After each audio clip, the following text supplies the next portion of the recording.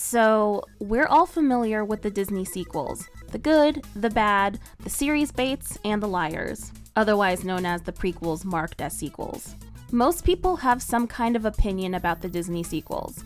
From what I've seen, the opinions are mostly negative, with the general consensus being that these are pointless cash grabs and/or they fail to capture the spirit of their successors and are overall bad quality movies. Now, they aren't all trash, and enough people know this. I wholeheartedly enjoy some of the sequels and think that they are either well done or even did some things better than the first movie. And on the other hand, it takes a special kind of bad to make me dislike one of my previous favorite Disney characters. Thanks for ruining Mulan for me, Mulan 2. Thanks for that. But what I consider to be the magnum opus of Disney sequels, which had a theatrical release by the way, has to undoubtedly be 2002's Peter Pan in Return to Neverland, otherwise known as Peter Pan Return to Neverland. Hello everyone, my name's Aloubell, and I had a difficult time trying to figure out how to talk about this movie. I dreaded giving it a regular standard review where I systematically discuss the art, animation, music, story, and characters. In reality, all I really want to do is talk about one of these things, but if you want my lightning round of the rest of them, then let's do it. The art is appealing and effective. It's a cute, sleek style and direct digital cel-shaded style update to the 1953 movie. I also appreciate how Neverland looks colorful and fun. The animation, pretty fluid and well done. The emotions are totally felt when they need to be, and choreography for fight scenes and other situations are well animated. This movie integrates some 3D elements which are a little distracting, but I personally think it's fine and it doesn't detract from the story. I overall appreciate this being a hand-drawn 2D movie, which earns extra points with me. Cinematography for the scenes that count were also well done. For the music, the song I'll Try, sung by Jonathan Brooke, is the most memorable song in the movie. It is appropriately emotional and thematic. I don't care for the Lost Boys song. I'm not even sure what the song is called. I don't care about looking it up. I just know that I don't like the song. You'll know exactly what I'm talking about. If you watch the movie and the Lost Boys start singing, that's the song I'm talking about. It doesn't sound great and it's not catchy, at least in my opinion. Yes, I know it's just meant to be a whatever song sung by mostly tone-deaf little boys to show their rowdiness and fun, and is less trying to sound like a masterpiece and more like friends hanging out and goofing off, which doesn't always sound great. I mean, think of your own karaoke sessions with your friends. Not always the most graceful. My brain appreciates it, but my ears, they don't like it. As for the background music, it's nice. The story. Once upon a time, Jane, Wendy Darling's jaded daughter, who rejects childhood whimsy, fun, and Peter Pan stories due to World War II changing her life completely, gets kidnapped by Captain Hook, thinking she's Wendy, in order to lure and trap Peter Pan. Jane is taken to Neverland and rescued by Peter Pan. Despite being there, Jane doesn't completely believe what's happening and desperately wants to go home. But oh no, she can't fly. Things happen and Jane grows impatient and frustrated with Peter Pan and the Lost Boys, and she tells them off while also declaring that she doesn't believe in fairies, leading to Tinkerbell progressively dying. Captain Hook manipulates Jane to get to Peter. Meanwhile, Peter and the Lost Boys, to save Tink, reconcile with Jane and help her recapture her childhood fun and wonder. Things happen and Peter and the boys get captured, and Jane feels bad. She feels worse when she finds out about Tinkerbell. Jane goes to a dead Tink. Jane now believes in fairies, and Tinkerbell is revived. Yay! Jane and her new bestie Tinkerbell save Peter and the boys, and Jane learns to fly. Jane and her new friends defeat Hook, and Jane, with a renewed appreciation of faith, trust, fun, and happiness, is finally able to go home. When at home, Peter and Tinkerbell are reunited with a grown-up Wendy, and it's an adorably sweet and meaningful scene. Everyone gets their closure, they say goodbye to their Neverland pals, and Jane's father comes home from war. And they all lived happily ever after. The end. Now, if part of this plot sounds eerily similar to Steven Spielberg's 1991 Peter Pan movie entitled Hook, You know, Captain Hook kidnapping the child or children of a protagonist of the original story, a main character who lost their inner child and is too serious and needs the help of the Lost Boys to find their inner child again before they can fly and go home, then you'd be right. They are very similar in those regards. But to me, I feel like Return to Neverland handles enough things differently that it has its own identity. At best, maybe Hook was an inspiration, or partial inspiration. Who's to say? Hook is a good movie, by the way, you should definitely go watch it. Back to the topic at hand, I'm learning that I am bad at lightning rounds. Oh well. Anyway, now I can discuss the strongest part of the movie, the characters. Mainly Jane, Wendy, Tinkerbell, and Peter Pan. But before I get into that, if you're enjoying this video, then show me your childhood whimsy by hitting the like button and subscribe for more reviews, rants, and rewrites. Follow me on my socials in the description, and be sure to join our community Discord, The Bell Tower, link also in the description. If you're still watching at this point, put an emoji that represents childhood fun. Thank you! I'd also like to give a shout out to the winners of the first art contest over on the Bell Tower on Discord. Congratulations to our honorable mention, Hooded Rare, our third place, Aether, second place, Jumping Spooter, and first place, Aki. Thank you for your awesome entries. Now let's get back to the video. This movie shines the most as far as character development is concerned, and it's what makes the movie so fantastic. Let me get two characters out of the way real quick. Captain Hook is still a fun, zany villain who can be equal parts goofy and non-serious, but also manipulative and menacing. He's written very faithfully to the spirit of the first movie. That being said, he doesn't develop. He's the same in this movie as he was in the last. Although now he has a giant octopus wanting to eat him along with TikTok the crocodile. Slapstick ensues. Now, Tinkerbell does heavily develop in this movie, but I already discussed her at length in a Tinkerbell-focused video, so if you want my thoughts on her, check out this video.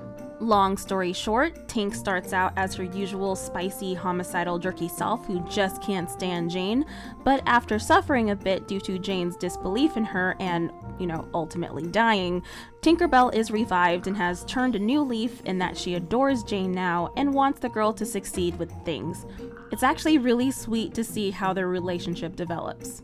But again, I already talked about this in my Tinkerbell video, so if you want me to go at length about it, please go watch that. Now, Peter. Peter Pan is an interesting specimen in the case of this movie. I've heard it said that because he's stuck at the same age perpetually, it means he can't emotionally mature either. In the first movie, Peter was a lot more self-centered, only wanting Wendy around at first so that she could tell him and the Lost Boys stories. Aside from that, she had no value, and he even found her a little annoying. Not only that, but he was completely oblivious to Tinkerbell, Tiger Lily, and Wendy having feelings for him, because they wanted to drive home the point that most boys emotionally mature later than girls. Let's also add that he temporarily banished his best friend Tinkerbell, which was mostly justified because she tried to kill Wendy, but seemed to not at all be concerned for her safety until it was almost too late. But towards the end of the movie, there is a shift in his character, showing there is more to him than just recklessness, defiance, and fun. Tinkerbell almost died, and we finally see that he does truly care for her, and he comes to realize just how much Tinkerbell adores him. This traumatic situation, I think, helps him to become more emotionally aware of others' feelings, and to value them more given that his behaviors can easily harm those he cares about. In Peter Pan 2, you can see some of this character development continue on. He's fully aware of Tinkerbell's feelings for him and uses them to get Tink to help him out. He's also fully aware that he's very popular with girls and that girls tend to get jealous of other girls who are around him. Peter has also learned how to flirt, which he absolutely does with Jane. Actually, let's take a moment here to discuss this. I don't know if I'm the only one, but I got a lot of romantic tension coming from Peter and Jane ever since I first saw this movie as a child. Peter is especially playful with her and lacking personal space when they first meet, way more than he was with Wendy. Peter also seemed to be actively intrigued and interested in Jane, given he'd curiously watch her when she wasn't looking. I honestly think she fascinated him because of how different she was. By the way, side note, Peter has learned to have a softer, more sympathetic tone when he talks. You could make the argument that he's super friendly with her because she's Wendy's daughter, and the association makes him already care for Jane before even getting to know her. But still... Another side note, Peter undeniably cares for Wendy as well, given how angry he was when he thought that Hook kidnapped her, and we further see his affection for her at the end when they reunite. He has sadness and disappointment that she grew up, relief that she's still the same sweet girl he remembered, and sadness that he has to leave her again, as well as Jane. So yes, there's no doubt that Peter cares for Wendy and even respects her, but I'm telling you that the vibe is different with Jane. And it's not one-sided either. As I said, Jane banters back with him, and towards the end of the film, she's imitating his mannerisms and matching his energy, as some couples do. She gets bashful around him, whereas she was very confident around him before, and low-key gets heart eyes when looking at him. Just look at this scene. Unbelievable! Mere child's play.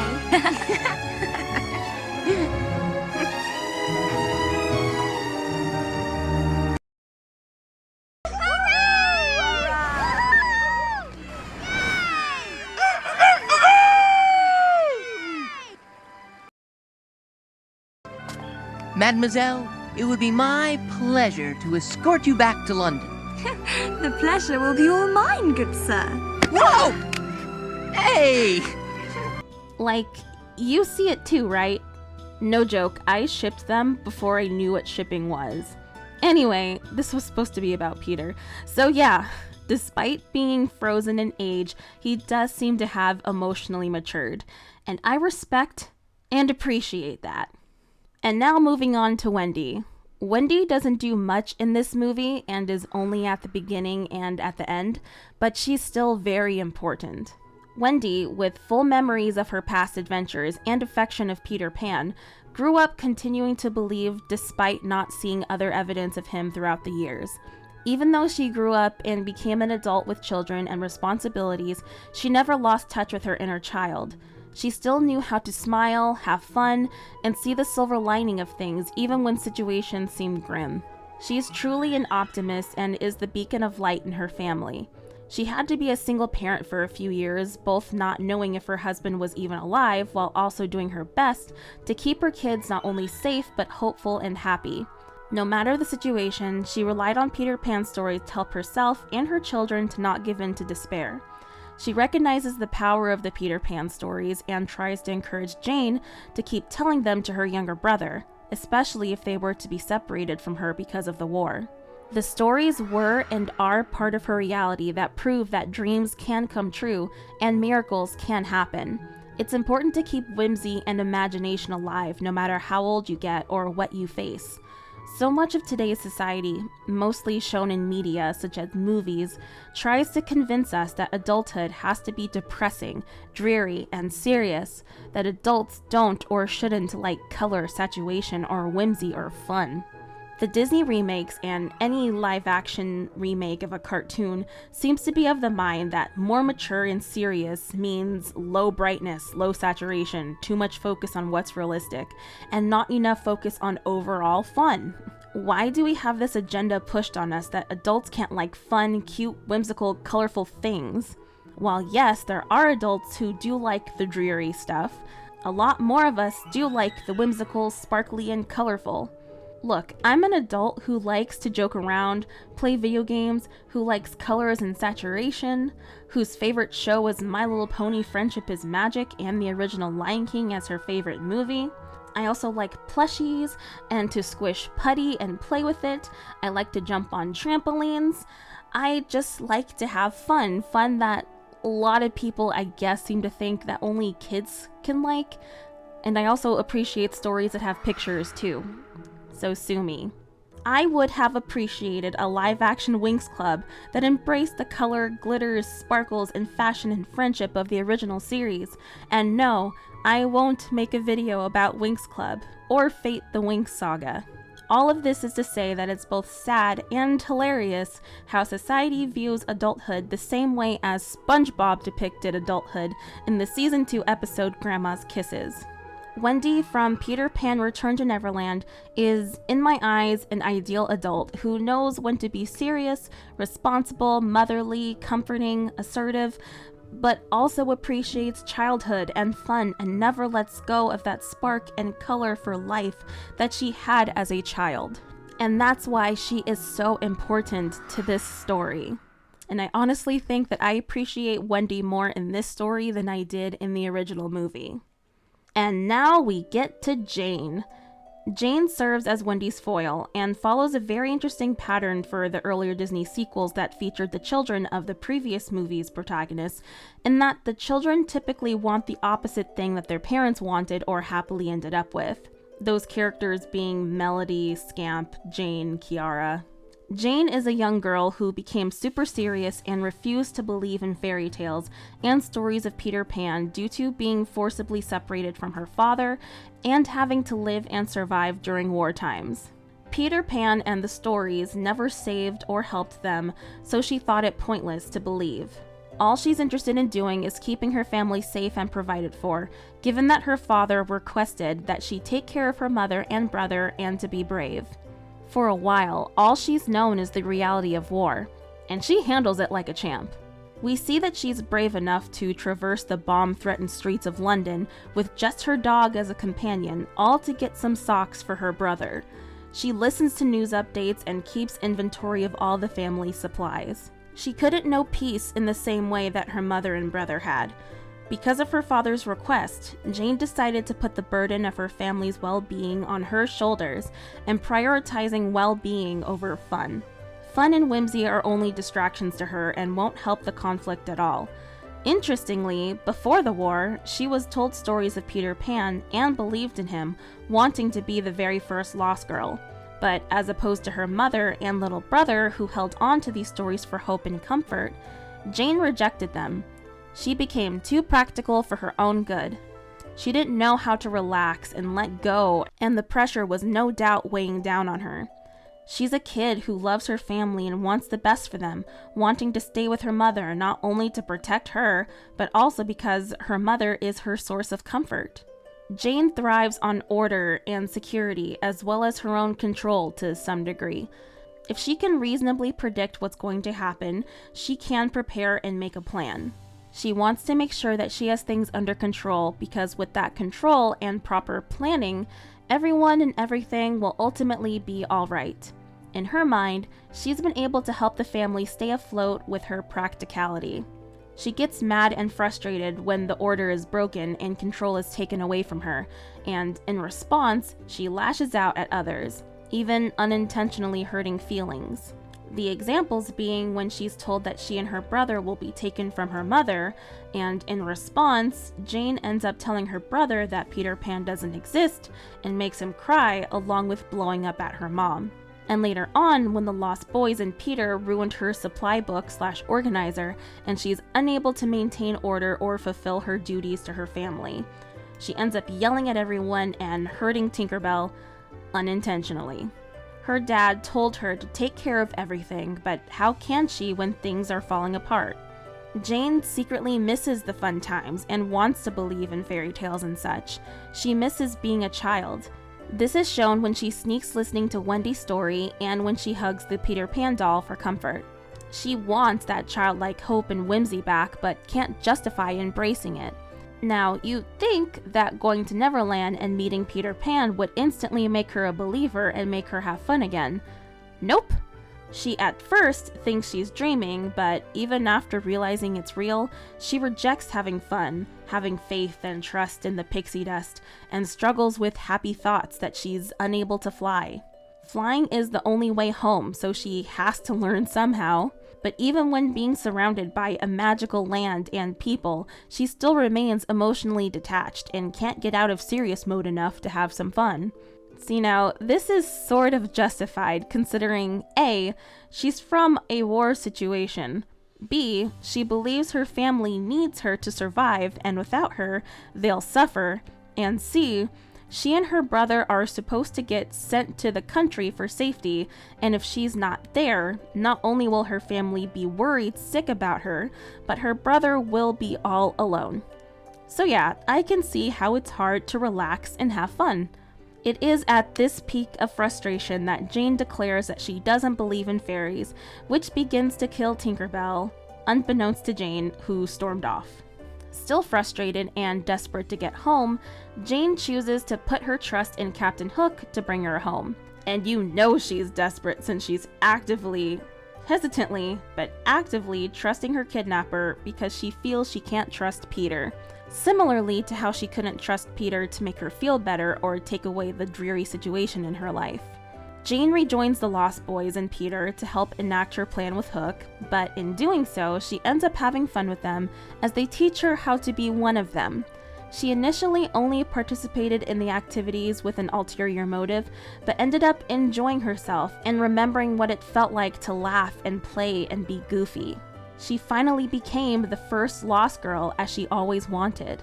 Relishing in this happiness, her hidden affection for Peter and the Lost Boys resurfaces, and she decides to not betray them. But because the story needs payoff to this, and a climax, the plan happens anyway against her will. Peter and the boys get captured, but not before Peter guilts her for the perceived betrayal, and because of what she did to Tinkerbell. Again, Jane had no idea what she did to Tink.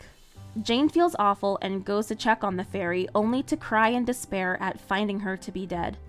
Now, you might be asking yourself why Jane would care this much about Tinkerbell, despite how badly Tinkerbell treated her.